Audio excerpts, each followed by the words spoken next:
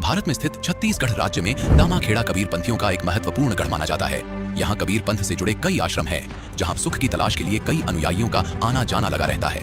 इन्हीं अनुयायियों में से एक थी महासमुंद की रहने वाली खुशबू जी।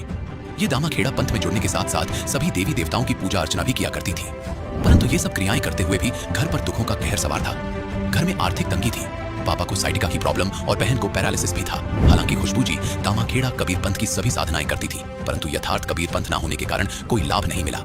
लेकिन एक दिन हुआ यूं कि खुशबू जी को यथार्थ कबीर पंथ पर चलने वाले एक संत जी की शरण प्राप्त हुई। और आप सुनकर हैरान रह जाएंगे कि यथार्थ कबीर पंथी संत रामपाल जी महाराज जी के आशीर्वाद मात्र से इनकी जिंदगी की हर दुखद समस्या दूर हो गई। इनके पिताजी को साइटिका की प्रॉब्लम से पूर्ण रूप से निजात मिली और बहन का पैरालिसिस भी संत जी की अपार कृपा और शुभ आशीर्वाद से ठीक हो गया। सबसे अहम लाभ तो यह था कि इन्हें वास्तविक कबीर पंथ का ज्ञान हुआ और सही शास्त्र अनुकूल भक्ति साधना का पता चला। अब आप सुनिए खुशबू जी की आप बताई वास्तविक कबीर पंथी संत की शक्ति की सच्चाई। नमस्कार जी। नमस्कार सर जी। क्या नाम है जी आपका? खुशबू मानिकपुरी है जी मेरा नाम। खुशबू जी, आप कहाँ से हो? मैं छत्तीसगढ़ महासमुंद जिले से हूँ।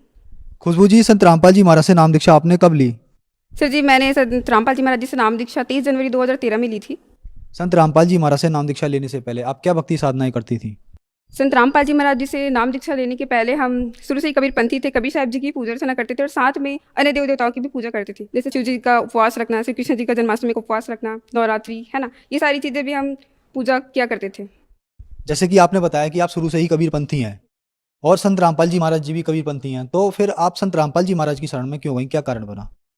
संत रामपाल जी महाराज जी के शरण में आने का यही कारण था कि हमको शुरू से ही एक पूर्ण सदगुरु की तलाश थी कि जैसे कि हम कबीर पंथी हैं, ठीक है, तो दामाखेड़ा पंथ से मेरे पापा पहले जुड़े हुए थे, लेकिन क्या उनका जो भक्ति था पापा को सही नहीं लगता था। जैसे शास्त्र विरुद्ध, है ना, कई ऐसे थी परंपराएं जो कि पापा को सही नहीं लगता था। फिर वो कंठी माला अपना ग्रहण कर लिए थे। मैं भी पापा को बोलती थी, पापा मैं भी जाऊंगी, मेरे को भी नाम उपदेश लेना है, क्योंकि स्टार्टिंग से ही मेरे को ये पूजा अर्चना में बहुत ही ज़्यादा लगाव था और मैं बचपन से ही कबीर साहब जी की और जैसे अन्य देवता की बताइए मैं फास्ट रखती थी, है ना, जैसे नवरात्रि हो गया, शंकर जी का भी और बजरंगबली जी, ये सब सारी चीज़ों को मैं बहुत मानती थी। और संत रामपाल जी महाराज जी का जब मैं सत्संग देखी टीवी पे, तो कबीर साहब जी के बारे में बता रहे थे। वैसे तो मैं सारे सदगुरु जी के जितने भी गुरु हैं सबके सत्संग सुनती थी, क्योंकि परमात्मा के ऊपर लगाव था मेरा पहले से, और मैं भी सोचती थी भी पूर्ण परमात्मा तो है हमारे कबीर साहब जी। पापा पहले ही बोलते थे कि कबीर साहब से बड़ा कोई भगवान नहीं है। मैं अपने फ्रेंड्स को भी बोलती थी, लेकिन जो पूर्ण गुरु है बोलते हैं गुरु जी के बिना हम अपने वेदपूर्ण शास्त्रों ज्ञान हमें नहीं हो सकता, है ना। बोलते हैं जैसे कि गुरु बिन माला फेरते, गुरु बिन देते दान, गुरु बिन दोनों निष्फल है, पूछो वेद पुराण, ये सारी वाणियाँ हमको पहले ही पता थी, लेकिन पूर्ण गुरु की तलाश थी। तो संत रामपाल जी महाराज जी के शरण में आने का मेन कारण यही था कि हम को पूर्ण गुरु मिले। और संत रामपाल जी महाराज जी पुराण, है ना, वेद शास्त्र जो है सबका सटीक ज्ञान बताते हैं, जो कि अन्य नकली धर्म गुरु जो है वो नहीं बताते, वो बस अपना प्रवचन सुनाते हैं। और जैसे कि हमारे संत रामपाल जी महाराज जी वेद पुराण गीता को खोल खोल करके बताएं, उंगली रख रख करके बताते हैं कि भाई इसमें क्या है, और हमारा को शास्त्र अनुकूल साधना से ही भक्ति में लाभ होता है, और हमको हुआ। इसलिए हम संत रामपाल जी महाराज जी के आश्रम पे गए और वहाँ से हम नाम उपदेश लिए 2013 में। संत रामपाल जी महाराज से नाम दीक्षा लेने के बाद आपके क्या अनुभव रहे? संत रामपाल जी महाराज जी से नाम उपदेश लेने के बाद हमारे तो बहुत सारे अनुभव रहे। जैसे कि सबसे पहले हमको अध्यात्म लाभ मिला, मोक्ष का मार्ग मिला, पूर्ण सदगुरु जी मिले, और जो हमारी आर्थिक तंगी थी, शारीरिक परेशानी भी बहुत थी। जैसे कि मेरे पापा जी, है ना, उनको 2007 से ही साइटिका का प्रॉब्लम था। तो जैसे कि मैं बता रही हूँ, कबीर साहब जी की हम पूजा करते थे तो पापा को उतना प्रॉब्लम नहीं होता था, ठीक है, 2007 से था। और 2013 में जब हम नाम उपदेश लिए तो पापा का साइटिका का प्रॉब्लम था, लेकिन वो कभी मतलब ध्यान नहीं देते थे। वो बोलते थे भाई ठीक हो जाएगा, अपना ऑयल वगैरह लगा करके ना वो शांत रह जाते थे, क्योंकि साइटिका में बहुत ज़्यादा ट्रीटमेंट लगता है और पापा सुन रखे थे इसमें पैरालाइज भी हो जाता है। लेकिन पापा का यही था कि भाई चलेगा तब तक, और आर्थिक तंगी भी थी, इसलिए ये सारे में ध्यान नहीं देते थे। तो सबसे पहले लाभ ये हुआ कि पापा का जो साइटिका का प्रॉब्लम था वो संत रामपाल जी महाराज जी की वजह से ठीक हो गया। और जैसे कि मेरी छोटी सिस्टर है, उनको भी सिकलीन का प्रॉब्लम होता है, ब्लड उनका 8-9 ग्राम होता था, ज़्यादा नहीं होता था, और वो थोड़ी वीक थी। और जैसे कि 2013 में हम नाम उपदेश लिए, सिस्टर काफ़ी छोटी थी, वो नाम दीक्षा ली तो थी लेकिन वो नाम जाप नहीं करती थी। तो 2000 अभी जब कोविड स्टार्ट हुआ 19 में, वो स्कूल जा रही थी साइकिल से, तो वहाँ से गिर गई, फिर उसका जो घुटने में दर्द स्टार्ट हो गया, तब से उनका प्रॉब्लम जो है ना कंटिन्यू रहा। और एक टाइम ऐसा है कि उनका कमर से नीचे जो है ना काम करना बंद कर दिया था, पूरा पैरालाइज हो गई थी वो, मतलब खड़ी भी नहीं हो पाती थी, बैठ भी नहीं पाती थी, और सोती भी उनको पेन होता था। जब हम डॉक्टर को दिखाया तो डॉक्टर बोले कि इनका जो फ्लूइड है जॉइंट्स का, अपना कमर का, अभी वो सूख गया है, तो इसके लिए काफ़ी ट्रीटमेंट लगेंगे, हमारे पास इसका इलाज नहीं है। उसके बाद हम 7 हिल्स हॉस्पिटल सुने थे विशाखापट्टनम का, वहाँ बोलते थे वहाँ जो भी जाता है ना वो ठीक हो जाता है, वहाँ बहुत सारे कंसल्टेंट डॉक्टर हैं, ऑल टोटल जितने भी हैं, तो आप वहाँ ले जाइए। तो कोविड टाइम पे 2020 पे ना हम अपनी बहन को, कलेक्टर को पहले लेटर लिखे थे कि हमको लेकर जाना है, क्योंकि अलाउ नहीं था कोविड टाइम पे किसी को कहीं लेकर जाना।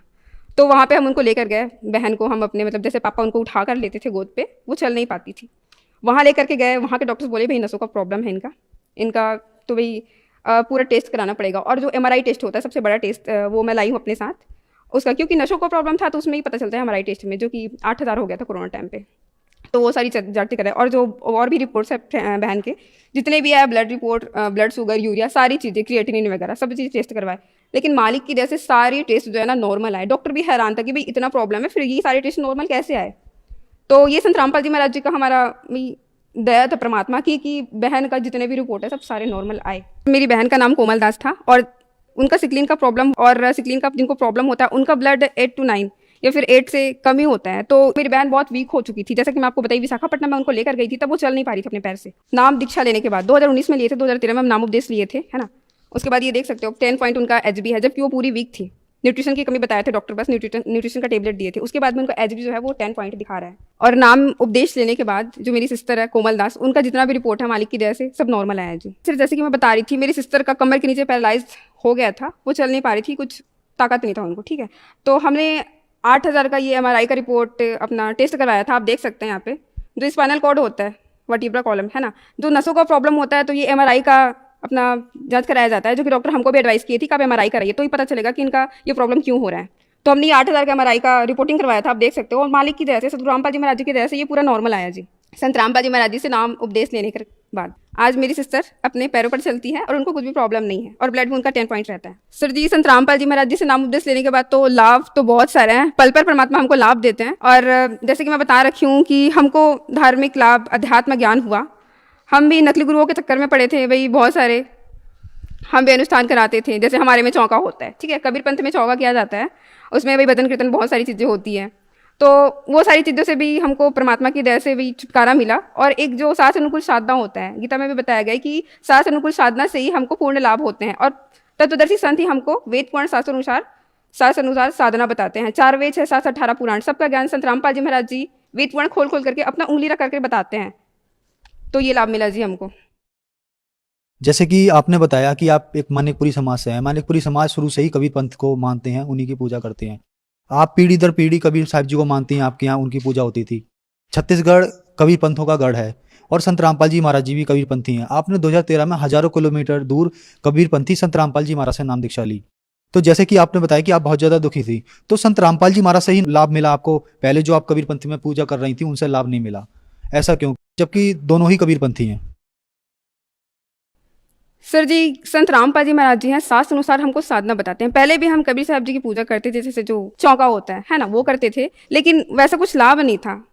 परिवार में जो शारीरिक परेशानी, जैसे कि मैं बता रखी हूँ, पापा को, मम्मी को, भाई को, वो था। और जैसे संत रामपाल जी महाराज जी शास्त्र अनुकूल साधना बताते हैं, और हमको पूर्ण सदगुरु जी मंत्र भी देते हैं हमारे वेद शास्त्र अनुसार, जिसके जाप से भी ये सारी परेशानी दूर हुई। जो श्रद्धालु आज आपको टीवी पर देख रहे हैं और वो संत रामपाल जी महाराज से नाम दीक्षा लेना चाहते हैं, तो कैसे ले सकते हैं?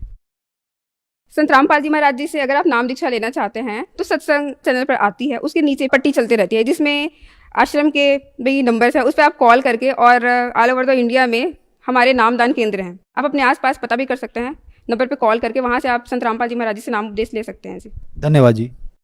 धन्यवाद सर।